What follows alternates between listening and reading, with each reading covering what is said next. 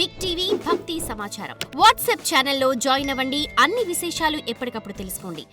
కాబట్టి ఈ ప్రశ్న మనం నైవేద్యం ఎందుకు అర్పిస్తాము అన్న దాని గురించి. మనం అందరి దేవుళ్ళకి ఒకే రకమైన నైవేద్యం సమర్పించాం, వేరువేరుగా ఉంటుంది. కాబట్టి దీని వెనుక ఒక పూర్తి శాస్త్రమే ఉంది. అర్పించే ఆకు దగ్గర నుండి పువ్వు, పండు, ఇంకా ఆహారం అన్నీ కూడా. అయితే దాన్ని మెరుగుపరచడానికి లేదా మనం స్వీకరించడానికి అర్పిస్తాం. 2 రకాల నైవేద్యాలుంటాయి.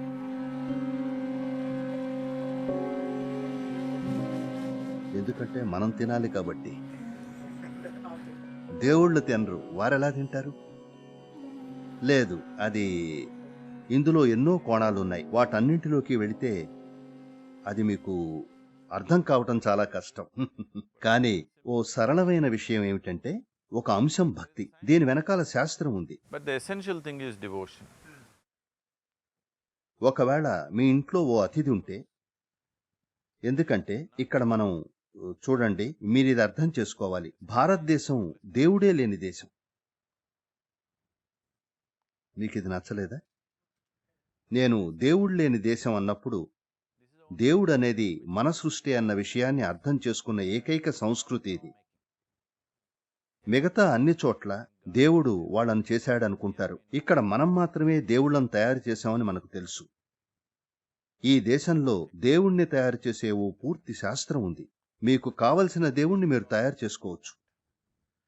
కాబట్టి ఈవేళ మనకు 33 కోట్ల దేవుళ్ళు, దేవతలు ఉన్నారు. కానీ అది మన జనాభా 33 కోట్లున్నప్పుడు జరిగింది. ఆ తర్వాత నుండి యూరోపియన్లు ఇంకా ఇతరులు వచ్చి మన దేవుళ్లను చూసి మనం సిగ్గుపడేలా చేశారు. మనం సృజనాత్మకత కోల్పోయాం.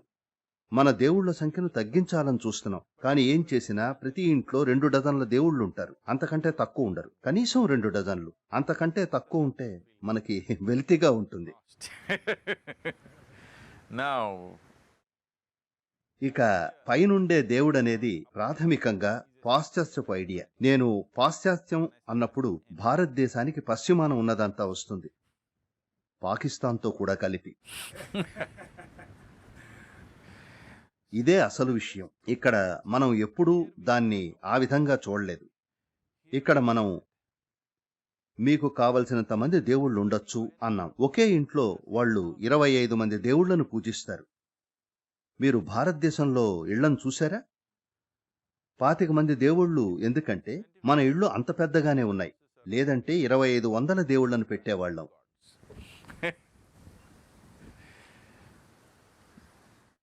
దేవుణ్ణి తయారు చేసే శాస్త్రం లేదా సాంకేతికత ఏమిటంటే, మనం సృష్టి అంతా ఉన్నది ఒకే శక్తి అన్నదాన్ని అర్థం చేసుకున్నాం. existence is just the same energy everywhere. అది రాయవ్వచ్చు, చెట్టవ్వచ్చు, పువ్వు, పండు, జంతువు లేదా మనిషి అవ్వచ్చు. కాబట్టి ఓ రాయి మనిషిగా అయినప్పుడు చూడండి, ఏదైతే మట్టిగా ఉండిందో అది ఆహారం అయింది. ఏదైతే ఆహారమో అది ఇక్కడ అలెగ్జాండర్ ద గ్రేట్ గా కూర్చుంది. అవునా కాదా? కాదా? అవునా కాదా? ఏదైతే అక్కడుందో, నిన్న దేనిపైనైతే నడిచానో అది ఇవాళ అలెగ్జాండర్ ది గ్రేట్ గా కూర్చున్నాడు. పాత అలెగ్జాండర్ ఇప్పుడు అక్కడ మట్టిగా ఉన్నాడు. అవునా కాదా? కాబట్టి మట్టి అలెగ్జాండర్ అవ్వగలిగినప్పుడు అంతకు మించింది ఏదైనా అయ్యేలా మనం దాన్ని మరింత మెరుగుపరచలేమా? ఈ విషయం మనం అర్థం చేసుకున్నాం. దీన్నే ప్రాణప్రతిష్ఠ శాస్త్రం అంటాం. మట్టి ఓ మనిషిగా అవ్వగలిగినప్పుడు అదొక చెట్టుగా, ఓ పువ్వుగా, ఓ పండుగా అవ్వగలదు. మీరు అవసరమైన మార్పులు చేయగలిగితే అది ఓ దైవంగా అవ్వగలదు. అదొక దైవ సాన్నిధ్యం కాగలదు. ప్రాణప్రతిష్ఠ శాస్త్రం అంతా ఇదే. కాబట్టి అందరూ అనేక రకాల దేవుళ్లను తయారు చేయడం మొదలుపెట్టారు. వేర్వేరు ప్రయోజనాల కోసం వేర్వేరు దేవుళ్ళు. ఇది కేవలం నమ్మక వ్యవస్థ మాత్రమే కాదు. మీరు గుడికెళ్లారా? మీరెళ్ళి ధ్యానలింగంలో కూర్చోండి, ఎలా అనిపిస్తుందో చూడండి. భైరవి ఆలయానికి వెళ్ళండి, ఎలా అనిపిస్తుందో చూడండి.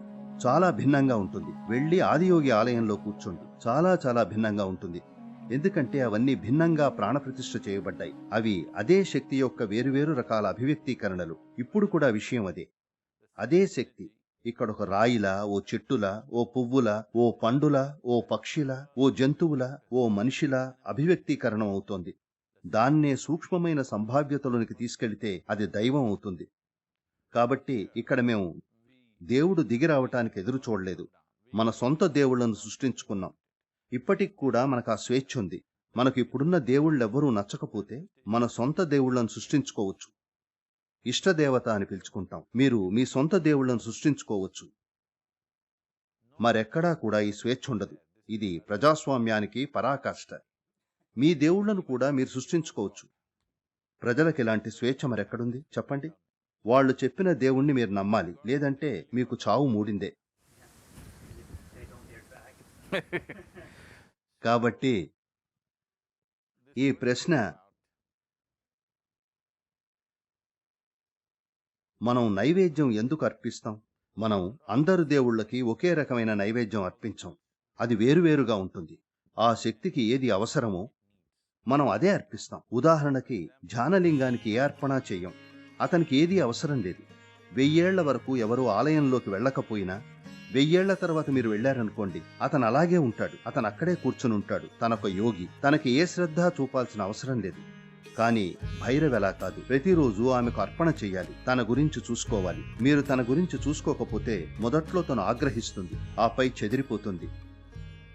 తను ఆగ్రహంతో ఉన్నప్పుడు నేనక్కడుండను. కాబట్టి అవి చాలా వేరుగా చేయబడ్డాయి.